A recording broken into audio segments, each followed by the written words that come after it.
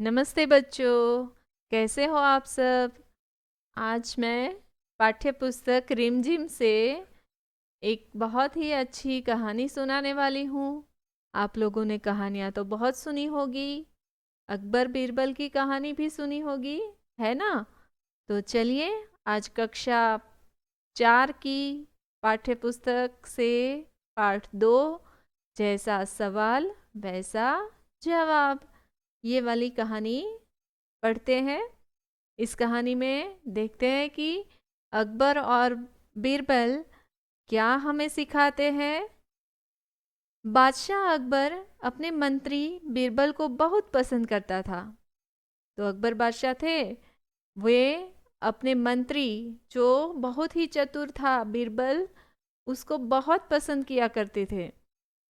बीरबल की बुद्धि के आगे बड़े बड़ों की भी कुछ नहीं चल पाती थी। बीरबल इतना हाजिर जवाबी और चालाक था कि उसकी बुद्धि के कारण, उसकी बुद्धि चतुरता के कारण वो बहुत ही मशहूर था।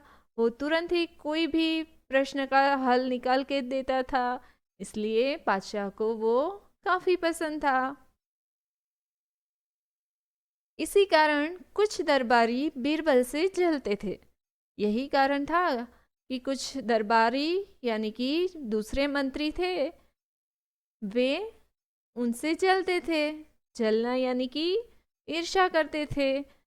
वे बीरबल को मुसीबत में फंसाने की तरह तरह के तरीके सोचते रहते थे। तो तरीके यानी कि उपाय, ऐसे उपाय सोचते रहते थे कि बीरबल उसमें फंस जाए और उसकी बात को गलत सब साबित कर दे, उसे हरा दे। पर ऐसा कभी होता नहीं था। अकबर के एक खास दरबारी ख्वाजा सरा को अपनी विद्या और बुद्धि पर बहुत अभिमान था। यानी कि ख्वाजा सरा को अपने बुद्धि पर अभिमान, घमंड था। बीरबल को तो वे अपने सामने निरा बालक और मूर्ख समझते थे। बीरबल को वो क्या समझते थे, उनके सामने, उनकी तुलना में वो काफी मूर्ख है, यानी कि बुद्धू है। लेकिन अपने ही मानने से तो कुछ होता नहीं। दरबार में बीरबल की ही तूती बोलती। तूती बोलना यानी उसका अर्थ होता है उसका ही बोलबाला था। और ख्वाजा साहब की बातें ऐसी लगती थी जैसे नक्कर खाने में तूती की आवाज। नक्कर खाना यानी कि कहाँ पर, जहाँ नगाड़े बजते हैं, वहाँ पर मानो कोई बोलेगा तो उसकी आवाज़ कोई सुनने वाला नहीं है। तो ऐसा हाल था ख्वाजा साहब का। ख्वाजा साहब की चलती तो वे बीरबल को हिंदुस्तान से निकलवा देते। लेकिन निकलवाते कैसे।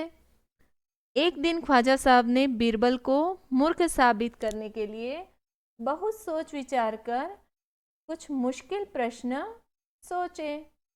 अभी कुछ भी करके उनको बीरबल को मूर्ख बताना था, उसको नीचा दिखाना था। तो उन्होंने कुछ ऐसा करने का सोचा कि भाई जिससे बीरबल पूरे दरबार में शर्म से नीचा सर कर ले। और उन्होंने 3 प्रश्न सोच के रख लिए कि भाई ये ऐसे कठिन प्रश्न हैं जिसके उत्तर बीरबल कैसे दे पाएगा। उन्हें विश्वास था कि बादशाह के उन प्रश्नों को सुनकर बीरबल के छक्के छूट जाएंगे और वह लाख कोशिश करने पर भी संतोषजनक उत्तर नहीं दे पाएगा।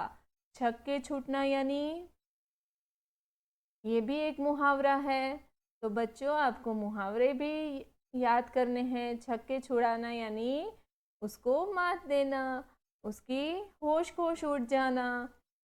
और वह लाख कोशिश करने पर भी संतोषजनक यानी पूरी रूप से हमें सेटिस्फेक्शन हो ऐसा आंसर नहीं दे पाएगा।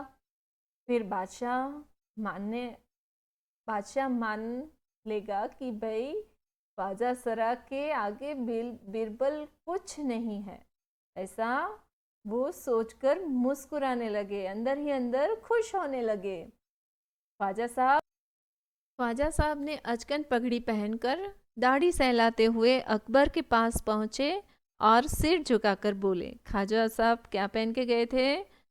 अचकन पगड़ी। अचकन यानी कि लंबा सा सुरवाल जो अ, शेरवानी जैसा होता है।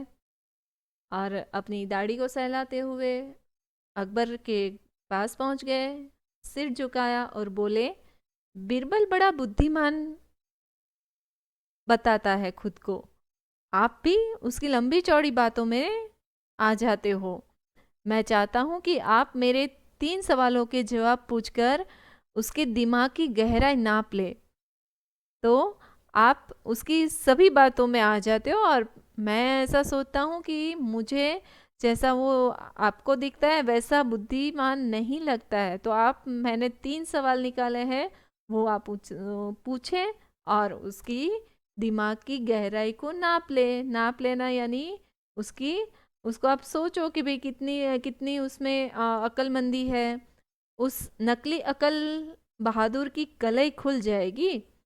उस नकली अकल, नकली यानी कि दिखावा करने वाले अकल बहादुर की कलई खुल जाएगी। कलई खुलना यानी कि पोल खुल जाएगी। ख्वाजा के अनुरोध करने पर अकबर ने बीरबल को बुलाया और उनसे कहा, बीरबल, परम ज्ञानी ख्वाजा साहब तुमसे 3 प्रश्न पूछना चाहते हैं, क्या तुम उनके उत्तर दे सकोगे? तो बादशाह ने क्या बोला कि भाई ख्वाजा साहब 3 प्रश्न पूछना चाहते हैं तुमसे, क्या तुम उसके जवाब दे सकोगे? बीरबल बोले, जहांपना जरूर दूंगा, खुशी से पूछे। ख्वाजा साहब ने अपने तीनों सवाल लिखकर बादशाह को दे दिए। अकबर ने बीरबल से ख्वाजा का पहला प्रश्न पूछा, संसार का केंद्र क्या है? पहला प्रश्न था कि इस दुनिया का मध्य बिंदु क्या है? बीरबल ने तुरंत जमीन पर अपनी छड़ी गाड़ी, उत्तर दिया, यही स्थान चारों ओर से दुनिया के बीचों बीच पड़ता है। ऐसा बीरबल ने बताया। जमीन पर अपनी छड़ी, या छड़ी यानी लकड़ी उसके हाथ में थी, वो जमीन पर गाड़ी और बोला कि भाई यही स्थान है जो दुनिया का सेंटर पॉइंट है, यानी कि केंद्र बिंदु है। यदि ख्वाजा साहब को विश्वास ना हो तो वे फीते से सारी दुनिया को नाप कर देखे कि मेरी बात गलत है। तो उन्होंने क्या कहा कि भाई ख्वाजा साहब को मेरी बात पर विश्वास नहीं है, तो फीते यानी कि जो मेजरमेंट होती है उससे वो नाप ले और मुझे बता दे कि भाई मेरी बात गलत है या सही है। अकबर ने दूसरा प्रश्न पूछा। अकबर ने कहा, ठीक है भाई, अभी इसमें तो ख्वाजा साहब ने कुछ अपनी राय नहीं दी। अकबर ने दूसरा प्रश्न किया कि आकाश में कितने तारे हैं? अकबर ने दूसरा प्रश्न क्या पूछा कि भाई आकाश में कितने तारे होते हैं? बीरबल ने एक भेड़ मंगवा कर कहा। बीरबल ने सोचा कि भाई तारे तो हम गिन नहीं सकते हैं, तो उसने एक भेड़ मंगवाई और कहा, इस भेड़ के शरीर में जितने बाल हैं उतने ही तारे आसमान में है। ख्वाजा साहब को इसमें संदेह हो तो वे बालों को गिनकर तारों की संख्या से तुलना कर ले। तो उन्होंने क्या कहा बीरबल ने कि भाई ख्वाजा साहब को अगर इसमें कोई संदेह यानी कोई शंका है तो वे ये भेड़ के बाल हैं वो गिन कर तारों की संख्या की तुलना कर ले कि भाई तारे कितने हैं और उसकी भेड़ के बाल कितने हैं, जो बहुत ही मुश्किल है गिनना। अब अकबर ने तीसरा सवाल किया। कौन सा था अभी तीसरा सवाल? संसार की आबादी कितनी है, ऐसा तीसरा सवाल था कि भाई कितनी है पूरे संसार यानी कि दुनिया, पूरा विश्व, इसमें कितने लोग रहते हैं, ये आबादी कितनी है, ऐसा प्रश्न था तीसरा। बीरबल ने कहा, जहांपना संसार की आबादी पल पल घटती बढ़ती रहती है, क्योंकि हर पल लोग का मरना जीना लगा ही रहता है। इसलिए यदि सभी लोगों को एक जगह इकट्ठा किया जाए तभी उनको गिनकर ठीक ठीक संख्या बताई जा सकती है, क्योंकि इसमें तो बहुत सारे लोग मरते रहते हैं, बहुत सारे लोगों का जन्म होता है।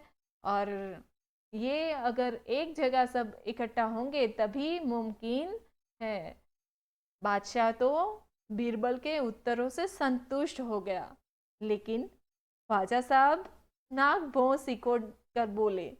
अभी नाक भौं सिकोड़ना, भौएं भौएं मतलब होता है हमारी आईब्रोज, और सिकोड़ना मतलब जब हमें किसी चीज से उब आ जाती है, उबनसील आ जाती है, या फिर अच्छी नहीं लगती, गुस्सा आता है, उस समय हमारी नाक और हमारे आईब्रोज है वो सिकुड़ जाती है, यानी कि चढ़ जाती है।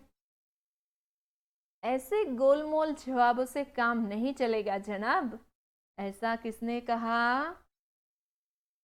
ख्वाजा साहब ने। ख्वाजा साहब पूरे गुस्से में आ गए वो, और उनसे ध्रुणा करते थे। नाक भौं सिकोड़ कर बोलना यानी कि ध्रुणा के साथ, क्योंकि वो पसंद नहीं करते थे। तो उन्होंने बोला कि भाई ऐसे गोलमोल जवाब से काम नहीं चलेगा जनाब। बीरबल बोले, ऐसे सवालों के ऐसे ही जवाब होते हैं। पहले उन्होंने क्या बोला कि भाई आपने मैं मुझे जैसे सवाल पूछे मैंने आपको वैसे ही जवाब दिए। अभी आप मुझे बोलोगे कि भाई ये सही नहीं है, तो आप मुझे साबित करके दिखा दो कि ये क्यों सही नहीं है। तो पहले तो मेरे जवाबों को गलत आप साबित कीजिए, तब आगे बढ़िए। तो बीरबल ने बड़ी ही चतुराई से ये जवाब दिए और कहा कि भाई आपको भाई गलत लगता है तो आप पहले साबित करके मुझे अब बता दो कि भाई ये गलत है, और फिर हम आगे बढ़ते हैं। ऐसा करके उनको शर्म से झुका दिया। ख्वाजा साहब से फिर कुछ बोला ही नहीं गया। वो तो अभी बेशब्द, यानी कि उनके पास कोई शब्द ही नहीं था, तो वो कुछ बोल नहीं पाए।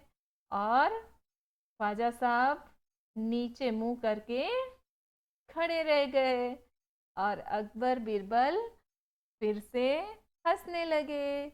तो ये है हमारी आज की अकबर बीरबल की कहानी।